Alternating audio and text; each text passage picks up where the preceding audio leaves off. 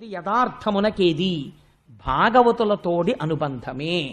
నీకు జీవితంలో ఉండవలసింది ఏదైనా ఉంటే నీ పాద కమల సేవయు నీ పాదార్చకులతోడి నెయ్యము నితాంతాపారభూత దయయు తాపసమందార నాకు దయచేయగదే. ఆ భగవద్భక్తులతోడి స్నేహము కావాలి.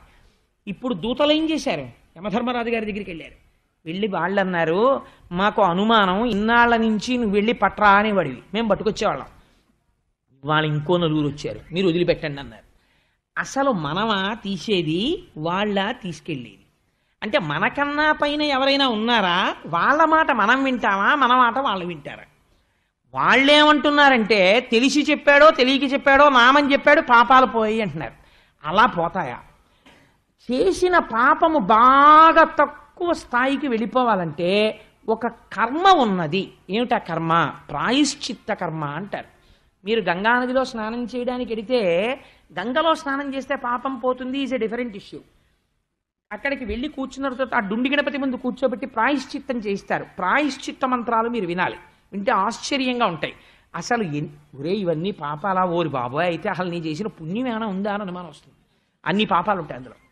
ఇవన్నీ లిస్టు చెప్పి ఇవన్నీ పోవడానికి వీడు గంగా స్నానం చేస్తున్నాడు. నిర్మలం నమనో యావత్ తావత్ సర్వం నిరర్థకం.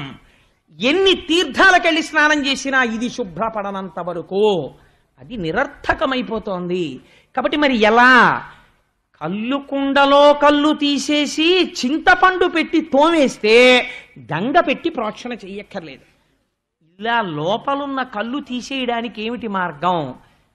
లోపల నుంచి వాయువు నామమై ఇప్పుడు పైకి రావడం మొదలు పెట్టాలి.